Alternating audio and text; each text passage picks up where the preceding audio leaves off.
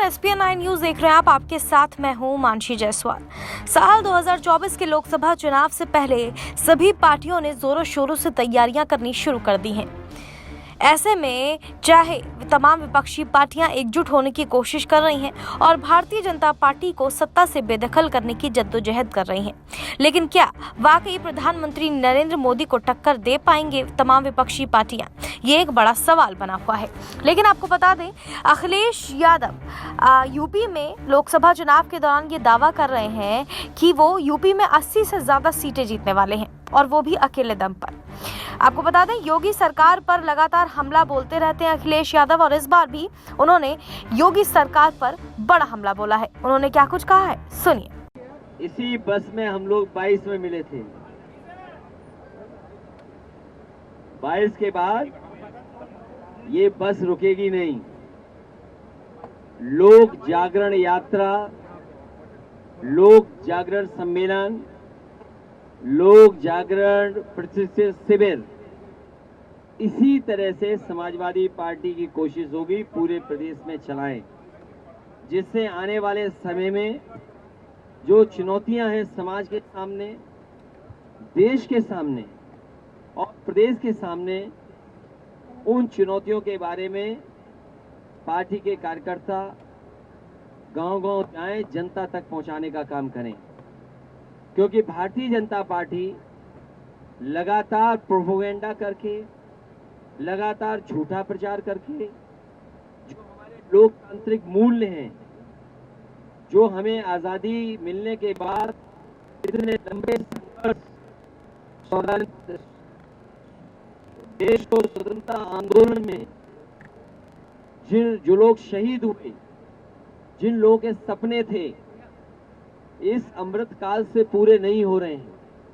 ये अमृत काल केवल नाम का है, लेकिन जिस तरीके से आजादी के बाद देश को संविधान का खतरा, लोकतंत्र पे जिस तरीके से चोट पहुंचाई जा रही है, उन चुनौतियों का मुकाबला करने का काम समाजवादी लोग आने वाले समय में करेंगे। किसान दुखी है, किसान बर्बाद हो गया।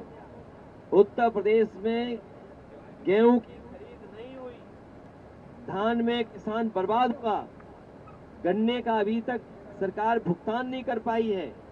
जब कभी सरकार से पूछो कि बकाया है, तो वो अपना भुगतान का आंकड़ा लेकर के आती है, लेकिन इसी जिले में लखीमपुर में पिछले 1 साल से किसान दर दर भटक रहा है, लेकिन अभी भी उसका गन्ने का भुगतान नहीं हुआ है।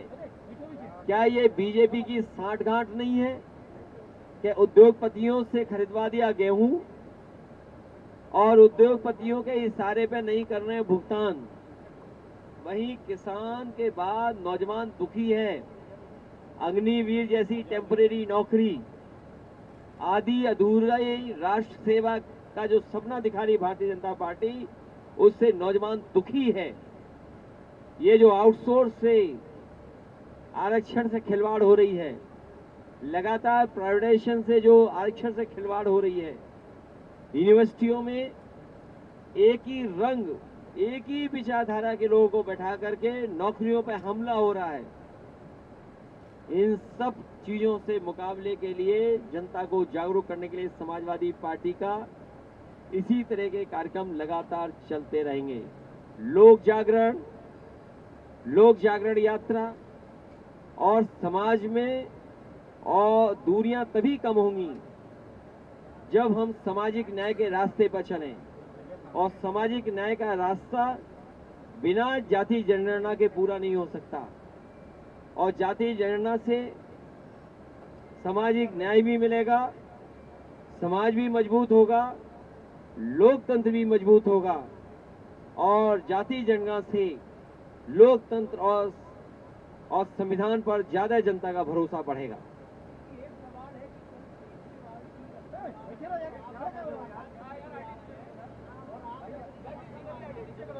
मैं कल मुख्यमंत्री दिल्ली और मुख्यमंत्री पंजाब दोनों से मुलाकात करूंगा। और जब बातचीत होगी तो बहुत बातें आप तक रखी जाएंगी। लेकिन एक बात सच है, धीरे धीरे दिल्ली के मुख्यमंत्री जी के अधिकारों को छीना जा रहा है। बहुत विस्तार से जब चर्चा होगी तो विस्तार से आपको जरूर जानकारी दी जाएगी। समाजवादी पार्टी चुनाव के लिए तैयार है। बीजेपी को घबराहट है इस बात की कि 10 साल की उपलब्धि क्या बताएं जमीन पर, और लखनऊ वाले जो हैं उनकी सरकार नई दिशा में चल रही है, वो क्या उपलब्धि बताएंगे। और इनके सांसद मंत्री जो कई बार के विधायक और कई बार के सांसद हो चुके हैं, इन्होंने जनता के लिए क्या किया है, ये सब नाकामियां मिला लोगे तो भारतीय जनता पार्टी इस बार लखीमपुर में ही नहीं पूरे उत्तर प्रदेश में उनका सफाया होने जा रहा है।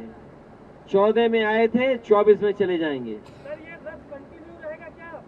ये चलता रहेगा लगातार इसी तरीके से, और आप लोगों से समय समय पर मिलते रहेंगे। नहीं, आंकड़ा नहीं, क्योंकि जब मैंने आप लोगों को देख लिया तो जो हमारी इंटरनल बातें थी वो सब भूल गए। प्रेस के लोगों से देख करके सब अपनी इंटरनल बातें भूल गए। मुझे खुशी है, अब 12 की तारीख बदल गई, तुम 1 घंटा नहीं जाने कितने घंटे लेट चल रहे हो। सर, बीजेपी ने जाएंगे जब कभी बैठक होगी। 12 की स्थगित हो गई है, जब कभी बैठक होगी, जब सूचना मिलेगी तो बैठकों में जाएंगे। बैठकों में सीखने को मिलता है। इसका नाम लोक जागरण यात्रा ही क्यों रखा गया है? किसका माहौल ठीक नहीं है? नहीं, ये ठीक कहा आपने। अगर उन्होंने इस तरह का स्टेटमेंट दिया है तो किसी न किसी घटना को देख करके या उस घटना के बारे में जानकारी हासिल करके का हुआ।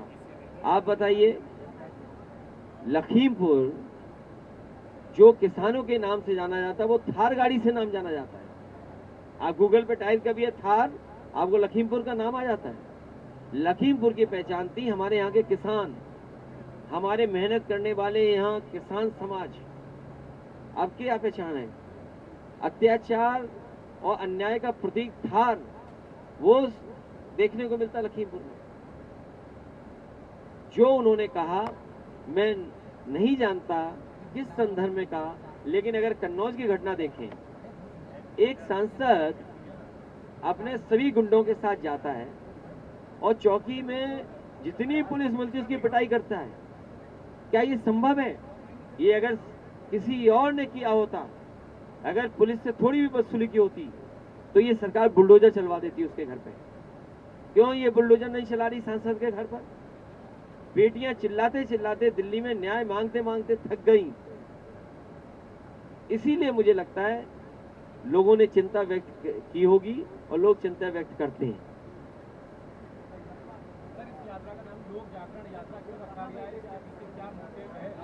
लोक जागरण यात्रा इसलिए कि इससे लोगों को जोड़ा जाए। माताएं, बहनें, पुरुष, नौजवान सबको जोड़ने का काम करेंगे। और जिस तरीके से भारतीय जनता पार्टी संविधान को नहीं मान रही, कानून को नहीं मान रही, धज्जियां उड़ा रही है, किसानों को सपने दिखाए आए दो गुना आए के, लेकिन किसानों को बर्बाद कर दिया। चरम सीमा पर महंगाई पहुंचा दी, चरम सीमा पर बेरोजगारी पहुंचा दी और चरम सीमा पर अन्याय पहुंचा दिया। क्या कोई कल्पना कर सकता है? उत्तर प्रदेश जैसा बड़ा प्रदेश, वहां पे कार्यवाहक डीजीपी, और कार्यवाहक डीजीपी इसलिए जिससे पुलिस से मनमानी काम कराया जा सके, किसी की भी हत्या कराई जा सके, जिससे किसी को भी लूटा जा सके, किसी की भी पिटाई की जा सके, किसी के साथ भी अन्याय कराया जा सके, इसलिए ये सब हो रहा है। क्या होता है सब? हम न जाने किस जमाने से हिंदू हैं, हम जन्म से हिंदू हैं। बीजेपी बताए कि नहीं है क्या? देखिए, बीजेपी चाहती है किसान पे बहस ना हो। वो थार पे जवाब ही नहीं है उनके पास। जो कन्नौज में हुआ है उसका जवाब ही नहीं है कि सांसद पीट रहा पुलिस को। जो बीजेपी ने इल्लीगल बिल्डिंगें बनाई हैं, और मैं तो पत्रकार साथी से कहूंगा, ये पत्रकार साथी मुझे बड़ा जिम्मेदार लगता है। अयोध्या, गोरखपुर, लखनऊ, यहाँ पर रजिस्ट्रियां निकलवाओ और देखो सबसे बड़ा भूमाफिया कौन निकलेगा। इन जिलों की जब जानकारी आप हासिल करोगे तो सबसे बड़े भूमाफिया भारतीय जनता पार्टी के लोग निकलेंगे। इसलिए भूमाफियाओं पे बहस ना हो, दूसरों के नहीं भूमाफिया, लेकिन असली भूमाफिया बीजेपी। बीजेपी मतलब भूमाफिया।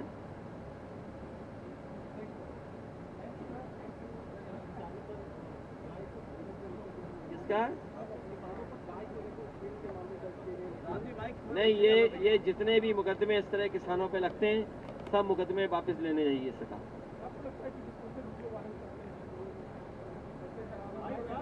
मैं बधाई देना चाहता हूं, हालांकि वो घटना मुझे याद नहीं, आप बेहतर बता सकते हैं कि पुलिस वालों ने कहीं वॉशिंग मशीन मंगाई थी कि फ्रिज मंगाया था? बताइए, चौकी में फ्रिज मंगा रहे हैं, ये है पुलिस की हालत। और सड़क अगर खत्म हो जाए और अगर पत्रकार सवाल पूछ लें तो उन पे एफआईआर दर्ज होने डराती है सरकार। अरे मंत्री लोग जवाब नहीं दे पा रहे, भागते फिर रहे हैं सड़क पर। इसी तरह जनता देख रही है, जब चुनाव आएगा तो वोटों से भारतीय जनता पार्टी को भगा। तो सुना आपने किस तरीके से यहाँ पर बड़ा हमला बोलते हुए योगी आदित्यनाथ पर अखिलेश यादव नजर आ रहे हैं। अब इस पूरे मामले पर योगी आदित्यनाथ की तरफ से क्या प्रतिक्रिया सामने आती है, ये देखना काफी दिलचस्प होगा। आप इस पूरे मामले पर क्या सोचते हैं, हमें कमेंट करके जरूर बताएं। देश और दुनिया की तमाम बड़ी खबरों के लिए देखते रहिए SPN9 न्यूज।